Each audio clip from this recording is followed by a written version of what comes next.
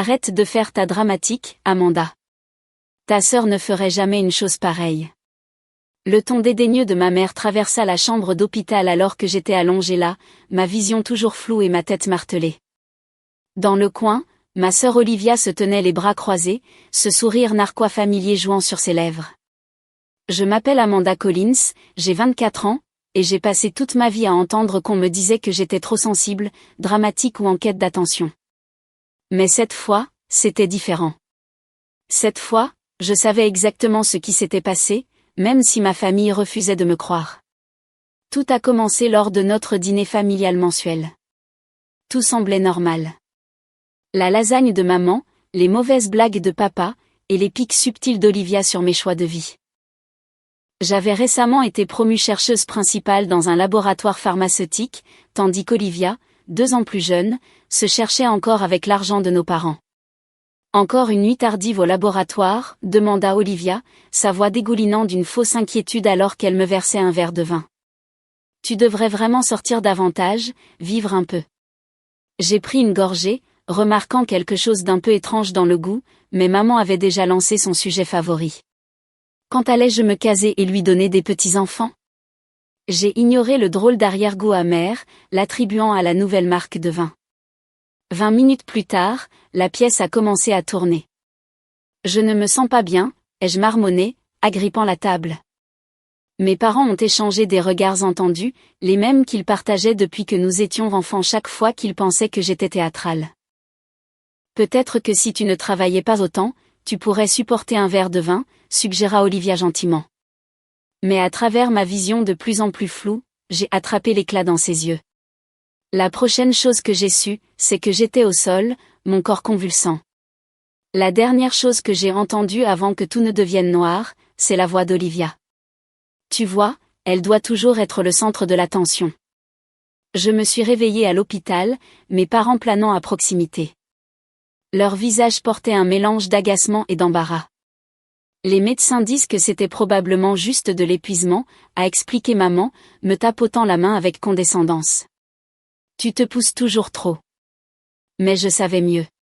Je travaille avec des composés chimiques depuis assez longtemps pour reconnaître les symptômes. Elle a mis quelque chose dans mon verre. J'insiste, ai-je dit, ma voix faible.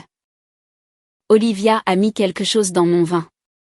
C'est reparti, soupira papa, se passant une main dans ses cheveux gris. Tu blâmes toujours ta sœur pour tout. Olivia s'avança, des larmes montant dans ses beaux yeux verts. Comment peux-tu m'accuser de quelque chose d'aussi horrible ? Je suis ta sœur.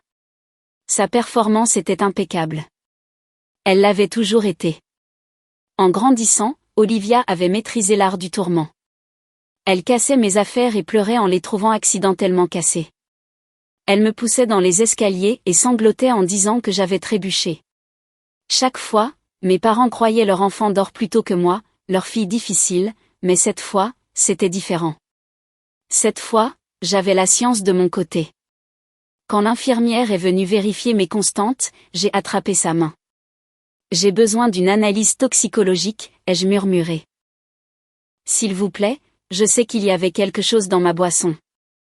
L'infirmière m'a regardé, puis ma famille, avant de hocher légèrement la tête. Le docteur Matthews en a déjà ordonné une, chérie. Procédure standard pour les malaises inexpliqués. Le soulagement m'a envahi. Finalement, il y aurait une preuve. C'est ridicule, a déclaré maman, rassemblant son sac à main de designer. Nous n'allons pas rester ici à encourager ces fantasmes paranoïaques. Olivia, allons prendre un café pendant que ta sœur se calme. Alors qu'il quittait la chambre, Olivia s'est attardée un instant. L'acte de la sœur attentionnée est tombé, remplacé par le sourire froid que je connaissais trop bien. Tu sais quel est ton problème, ma sœur, a-t-elle murmuré. Tu n'apprends jamais à rester à ta place. Tu essaies toujours de me surpasser avec ton travail de fancy et ta vie parfaite.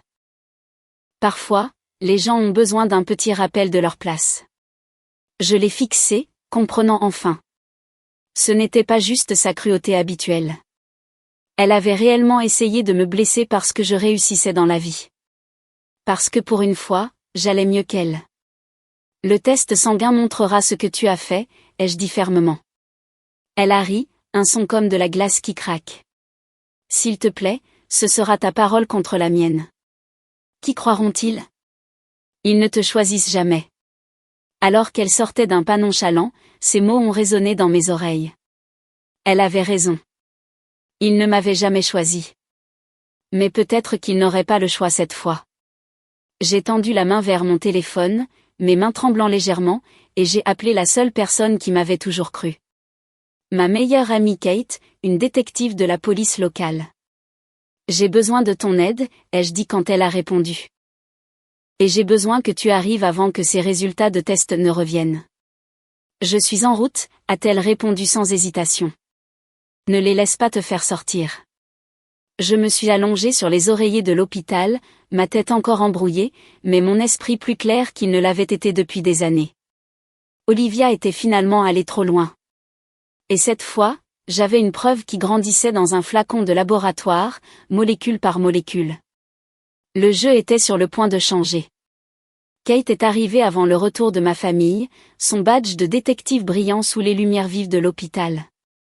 Elle a jeté un coup d'œil à mon visage pâle et a serré la mâchoire. « Dis-moi tout », a-t-elle dit, sortant son bloc-notes. Je lui ai parlé du vin, du goût amer, du comportement d'Olivia et des années d'incidents similaires qui avaient été rejetés. Pendant que je parlais, l'expression de Kate s'assombrissait. Je récupère les images de sécurité d'une entrée d'hôpital et du parking, a-t-elle dit. Et je vais parler au docteur Matthews pour accélérer ses résultats d'analyse. Juste à ce moment-là, mes parents et Olivia sont revenus. Le visage de maman s'est immédiatement décomposé à la vue de l'uniforme de Kate. « Qu'est-ce que c'est que ça maintenant ?» demanda papa. « Amanda, tu as appelé la police. C'est une affaire de famille. » Détective Wilson a présenté Kate formellement. « Je suis ici pour enquêter sur une possible affaire d'empoisonnement intentionnel. » Le rictus d'Olivia s'est déformé pendant une fraction de seconde avant qu'elle n'éclate en sanglots. « Comment as-tu pu me faire ça ?» sanglota-t-elle, serrant le bras de maman. « Ta propre sœur. » Madame Collins, s'adressa Kate à ma mère, ignorant la performance d'Olivia. « Étiez-vous au courant que votre fille Olivia a eu 3 ordonnances de protection déposées contre elle par d'anciennes colocataires ?» La pièce est devenue silencieuse. Le visage de maman a pâli. C'est impossible. Toutes déposées au cours des 2 dernières années, continua Kate, lisant ses notes. Toutes citant des incidents similaires de falsification de nourriture et d'accidents suspects. Ces filles étaient jalouses, protesta Olivia, mais sa voix avait perdu son ton confiant. Elles essayaient de ruiner ma réputation. Tout comme Amanda essaie de ruiner votre réputation maintenant, demanda Kate. Intéressant schéma. Avant que quiconque puisse répondre, le docteur Matthews est entré, tenant un dossier. Son expression était sombre. « J'ai les résultats toxicologiques préliminaires », a-t-il annoncé. Nous avons trouvé des niveaux significatifs de benzodiazépine dans le système de Miss Collins, spécifiquement un type couramment utilisé pour sédatif les patients. Cette combinaison avec de l'alcool aurait pu être fatale. Maman s'est effondrée sur une chaise tandis que papa restait figé. Olivia, a-t-elle dit, sa voix à peine un murmure. Dis-moi que tu ne l'as pas fait. Mais le silence d'Olivia en disait long. Pour la première fois de nos vies, nos parents voyaient son vrai visage. Madame Collins, dit fermement le docteur Matthews, votre fille Amanda aurait pu mourir. La quantité de sédatifs dans son système combiné à l'alcool aurait pu arrêter son cœur. Ce n'était pas une blague ou un appel à l'attention. C'était une tentative de meurtre. Papa a trébuché en arrière, semblant avoir vieilli de 10 ans en 10 minutes. Toutes ces fois, marmonna-t-il. Tous ces accidents dont Amanda nous parlait. Étaient-ce vraiment des accidents? Monsieur Collins? Demanda Kate, bien que nous connaissions tous la réponse. La sécurité est arrivée pour escorter Olivia hors de la pièce. Alors qu'il l'emmenait, elle s'est tournée une dernière fois vers ses parents, désespérée de leur intervention. Mais cette fois, il n'y a eu aucune défense, aucun rejet de mes accusations, aucune protection pour leur précieux enfant d'or. Je l'ai fait pour vous, a-t-elle crié alors qu'il la tirait. Elle nous faisait toujours mal paraître avec son travail parfait et sa vie parfaite. Vous ne m'avez jamais aimé autant qu'elle. J'ai regardé mes parents s'effondrer sous le poids de leur aveuglement volontaire. Des années d'avertissements ignorés, de préoccupations rejetées et de comportements encouragés avaient conduit à ce moment. Amanda. Maman a murmuré, tendant la main vers moi. Nous ne savions pas. Nous ne voulions pas savoir. J'ai retiré ma main. Vous ne vouliez pas savoir, ai-je corrigé. Il y a une différence. Kate m'a serré l'épaule en signe de soutien. Nous aurons besoin de prendre votre déclaration officielle une fois que vous vous sentirez plus forte. Pour l'instant, reposez-vous. Vous êtes en sécurité. Alors que mes parents quittaient la chambre, les épaules affaissées de honte, je n'ai ressenti aucune satisfaction dans leur culpabilité, seulement le soulagement que la vérité soit enfin sortie et la tristesse pour les liens familiaux qui pourraient ne jamais être réparés. Mais au moins, maintenant, ils savaient. Au moins, maintenant, ils ne pouvaient plus faire semblant. 3 mois après l'incident à l'hôpital, j'étais assise dans la salle d'attente du palais de justice. Mes mains étroitement jointes sur mes genoux. L'audience préliminaire pour l'affaire d'Olivia était aujourd'hui. Et malgré mon calme extérieur, mon cœur battait la chamade. Tu n'es pas obligé de rester pour toute la séance, m'a assuré Kate, assise à côté de moi dans son uniforme de police officielle. Ta déposition suffit. Mais j'avais besoin de rester. J'avais besoin de voir cela jusqu'au bout. Mes parents sont entrés, semblant plus âgés et plus résignés que je ne les avais jamais vus. Maman avait perdu du poids, et les cheveux de papa étaient devenus complètement gris. Ils avaient essayé de me contacter ces derniers mois, appelant, envoyant des lettres, essayant même de visiter mon appartement. Chaque fois, je gardais mes distances, pas prête à combler le fossé que leurs années de déni avaient créé. Amanda, commença maman, faisant un pas hésitant vers moi. Nous avons vu un thérapeute familial. Nous savons maintenant que nous avons échoué envers toi, envers vous deux. Vraiment? Je l'ai regardé, vraiment regardé, et j'ai vu quelque chose que je n'avais jamais vu auparavant. Des remords sincères. Nous l'avons encouragé, ajouta papa, sa voix rauque. Nous avons trouvé des excuses parce que c'était plus facile que d'affronter la vérité, et tu en as payé le prix de notre faiblesse. Avant que je puisse répondre, l'officier du tribunal nous a appelés. Alors que nous entrions dans la salle d'audience, j'ai eu mon premier aperçu d'Olivia depuis cette nuit. Elle était assise à la table des accusés, portant un tailleur pantalon beige qui la faisait paraître incroyablement jeune et vulnérable. Exactement l'image qu'elle cherchait. Mais quelque chose était différent.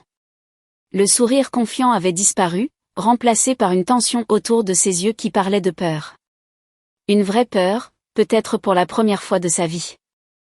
L'épreuve était accablante. Kate avait fait son travail méticuleusement, découvrant non seulement l'empoisonnement récent, mais aussi un schéma de comportement remontant à des années. D'anciennes colocataires sont venues raconter leurs histoires. De vieux dossiers médicaux montraient des accidents suspects. Même l'ex-petite amie d'Olivia a témoigné de son comportement menaçant lorsqu'il avait tenté de mettre fin à leur relation. Quand ce fut mon tour de témoigner, j'ai parlé clairement et calmement, détaillant non seulement l'empoisonnement, mais aussi les années d'incidents croissants qui y avaient conduit. En parlant, j'ai regardé les visages de mes parents se décomposer à chaque détail révélé qu'ils avaient rejeté ou ignoré. L'accusée n'a pas seulement tenté de nuire à sa sœur, a conclu le procureur. Elle l'a systématiquement terrorisée tout en se cachant derrière une façade d'innocence soigneusement construite, encouragée par son entourage. La décision du juge a été rapide et ferme. Olivia subirait une évaluation psychiatrique en attendant son procès, avec des ordonnances de non-contact pour toutes ses victimes précédentes, y compris moi. Alors qu'il l'emmenait, Olivia a finalement abandonné complètement son jeu. « Tu crois que ça change quelque chose ?» a-t-elle craché dans ma direction. « Tu seras toujours celle qui a déchiré cette famille. » Mais ces mots ne blessaient plus. C'était juste les cris désespérés de quelqu'un qui avait enfin perdu le contrôle. Dehors, dans le lumineux soleil d'automne, mes parents se sont approchés de moi à nouveau. « Nous avons vendu la maison », a dit maman doucement. « Trop de mauvais souvenirs. Nous déménageons plus près de la ville. Plus près de toi, si tu nous laisses essayer de reconstruire. Nous savons que nous ne méritons pas une seconde chance, ajouta papa. Mais nous espérons que tu nous en donneras une quand même. J'ai étudié leur visage, l'espoir, le regret, le désir sincère de faire amende honorable. Je commence aussi une thérapie, leur ai-je dit. Tous les mardis. Si vous êtes sérieux quant à reconstruire, vous pouvez me rencontrer pour un café après mes séances. Petit pas. Le soulagement sur leur visage était palpable. Ce n'était pas le pardon. Pas encore, mais c'était un début.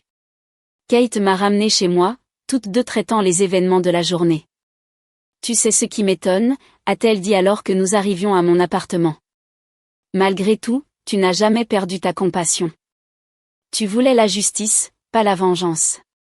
J'ai pensé à cela en entrant dans mon appartement, immédiatement accueilli par mon chat de sauvetage nouvellement adopté, Luna. Elle avait été maltraitée par ses anciens propriétaires, mais avait tout de même trouvé en elle la force de faire confiance à nouveau. Peut-être qu'elle avait la bonne idée. Ce soir-là, j'ai reçu un SMS de maman. J'ai trouvé ça en faisant les cartons. Joint à ce message, une photo de moi à ma remise de diplôme universitaire, rayonnante de fierté. Je me souviens de ce jour-là, comment Olivia avait essayé de le faire passer au second plan en annonçant son intention de déménager à Paris. Comment ses parents avaient écourté mon dîner de célébration pour discuter de ses arrangements de voyage. Mais en le regardant maintenant, j'ai vu quelque chose de différent. J'ai vu une jeune femme qui avait accompli quelque chose de remarquable malgré tout, qui avait construit une vie et une carrière dont elle était fière, qui avait trouvé de vrais amis qui croyaient en elle, qui avait survécu et prospéré. J'ai enregistré la photo et j'ai répondu par SMS. Café mardi prochain à 3h. Ne sois pas en retard. Parfois, la guérison ne vient pas de l'oubli du passé, mais de l'affronter de front et de choisir d'avancer quand même. Ma famille ne serait jamais ce qu'elle était autrefois, mais peut-être, juste peut-être, elle pourrait être quelque chose de nouveau, quelque chose de réel. Et cette fois, je serais assez forte pour m'assurer que la vérité reste dans le